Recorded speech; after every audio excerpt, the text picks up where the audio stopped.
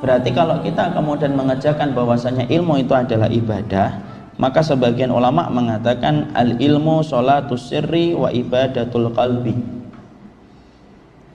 Mana dalilnya bahwasanya itu ilmu adalah ibadah? Yaitu sebagian ulama kemudian menyampaikan al ilmu sholatus sirri wa ibadatul qalbi. Ilmu itu sholatus sirri, sholat yang dilakukan secara sembunyi-sembunyi. Artinya dia itu kayak sholat, kayak ibadah. Makanya tadi kan Imam Syafi'i ditanya, ada orang yang sholat 2 rakaat, 2 rakaat, 2 rakaat dengan orang yang dia menuntut ilmu, mana yang lebih utama? Orang yang menuntut ilmu. Kenapa? Pada dasarnya antum dan saya di sini itu sedang sholatus sirri, sholat sembunyi-sembunyi dengan kita duduk. Ini sebenarnya kita sholat karena mengingat Allah. Wa ibadatul qalbi, dan itu ibadahnya hati. Makanya kemudian keutamaannya besar. Makanya tadi sampai kita menyebutkan perkataan dari Imam Ahmad bin Hanbal. Imam Ahmad sampai mengatakan keutamaan ilmu itu tidak ada yang menandingi kalau kemudian orang yang mencari ilmu itu niatnya benar. Dan bagaimana niat mencari ilmu itu benar? Yaitu niatnya untuk membebaskan kebodohan dalam dirinya. Siapapun yang ketika mencari ilmu niatnya bukan untuk berbangga-bangga, niatnya bukan untuk mendebat orang, niatnya untuk bukan mencari musuh, tapi niatnya adalah untuk supaya dia tidak menjadi bodoh di hadapan Allah, maka sesungguhnya itu adalah merupakan ilmu yang merupakan bagian dari ibadah yang keutamanya besar, di mana Imam Ahmad mengatakan tidak ada yang menandinginya.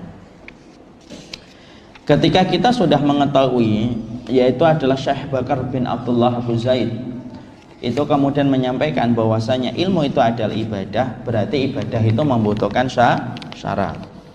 Maka syarat yang pertama yaitu adalah ikhlas. Berarti kalau kita kemudian sudah mengetahui bahwasanya ilmu itu ibadah, bukan urusan dunia, berarti ilmu itu membutuhkan syarat karena disebutnya ibadah. Karena ibadah itu memiliki syarat. Maka syaratnya itu apa? Syarat yang pertama itu adalah ikhlasun niyah lillahi ta'ala, yaitu mengikhlaskan niat semata-mata untuk Allah.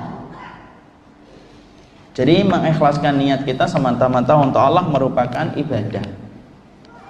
Hal ini berdasarkan kepada apa yang Allah sampaikan, wa ma umiru illa liya'budullaha mukhlishina lahuddin hunafa'a. Allah menyampaikan dalam surat Al-Bayyinah yang kelima, dan tidaklah mereka diperintahkan kecuali beribadah dan mengikhlaskan ibadah itu hanya untuk dimurnikan kepadanya dalam menjalankan agama yang lurus. Artinya kita ini ketika mengetahui ilmu itu ibadah, ibadah itu bukan hanya menjadi kewajiban, tetapi kita diperintahkan bagaimana mengikhlaskan ibadah ini semata-mata untuk Allah. Karena banyak sekali orang itu ketika mencari ilmu memiliki banyak perkara, niat yang dia miliki yang bertengger di hatinya. Jadi orang itu ketika dia mencari ilmu banyak niatnya.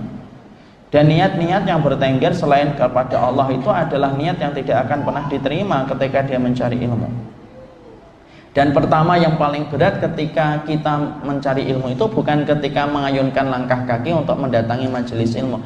Yang paling berat ketika kita mencari ilmu itu menjaga niat. Karena kalau menggerakkan ayunan langkah kaki kita untuk mendatangi majelis ilmu itu lebih mudah, lebih gampang. Jelas kok, tinggal kita naik motor atau naik mobil sampai kepada tempat disampaikannya ilmu. Itu kan jelas. Tetapi ketika kita menyampaikan, ketika kita menjaga niat itu yang paling susah.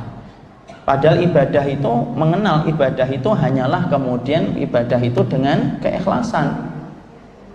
Makanya sampai yang paling berat itu ketika mencari ilmu itu yang berat itu menjaga niatnya. Makanya sampai kemudian disampaikan dalam hadis ahad yang terkenal dan populer bahwasanya Rasulullah SAW menyampaikan innamal a'malu binniyat. Sesungguhnya segala amal itu tergantung kepada niatnya. Ini menjelaskan bahwasanya ilmu tidak akan ada pahalanya di sisi Allah sampai kita mencari ilmu itu semata-mata karena Allah. Apa sih perkara Ustadz yang menjadikan orang itu tidak mampu menjaga niat ketika dia itu mencari ilmu? Satu, niatnya untuk mencari dunia. Orang yang mereka itu meniatkan untuk mencari ilmu, tetapi niat mereka ketika mencari ilmu adalah untuk mendapatkan sekeping dari kenikmatan dunia. Hati-hati, ilmu itu ketika niatnya sudah terselip dengan sebuah niatan, bahwasanya dia niatnya adalah untuk mendapatkan kenikmatan dunia dari ilmu yang dia kaji dan dia pelajari, orang semacam itu tidak akan mampu mencium baunya surga. Karena saking dalamnya mereka dibenamkan oleh Allah di dalam neraka. Karena Allah itu paling benci, ridhanya Allah itu disamakan dengan keridhaan harta. Makanya pertama kali yang menghilangkan niat ketika kita mencari ilmu itu niatan duniawi. Dan berapa banyak orang yang mencari ilmu, niatan yang mereka miliki bukan untuk mendapatkan wajah dan ridhanya Allah, tapi mendapatkan sekeping dari kenikmatan dunia. Padahal Rasul jelas mengatakan, man ta'allamal ilma yubtagha bihi wajhullah la yata'allamuhu illa liyusiba aradan minad dunya lam yarih raihatal jannah. Padahal Nabi sudah jelas menyampaikan, barang siapa yang mencari ilmu, yang harusnya niat ketika mencari ilmu adalah karena Allah, tapi dia mencari ilmu, dia niatkan untuk mendapatkan sekeping dari kenikmatan dunia, lam yarih raihatal jannah, maka dia tidak akan mencium baunya surga. Jadi dia tidak akan pernah mencium baunya surga. Makanya kemudian banyak orang yang tidak sadar bahwasanya dalam kehidupan ketika dia mencari ilmu itu niatannya adalah karena dunia.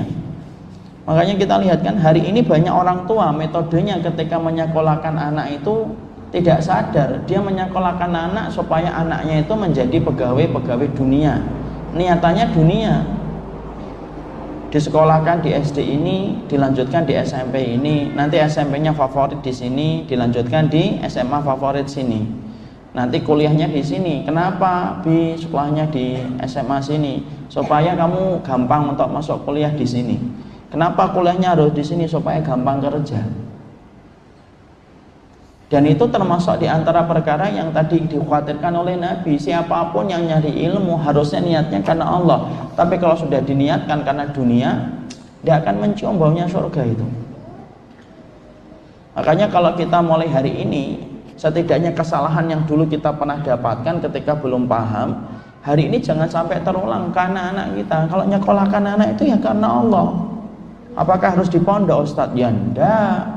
Silahkan sekolah kedokteran, arsitek, tapi orang tuanya selalu menjaga frame niat anak itu. Nak, kamu itu belajar kedokteran, ataupun kamu belajar arsitek, ataupun kamu belajar ekonomi, niatkan karena Allah supaya bisa memberikan manfaat untuk agamamu.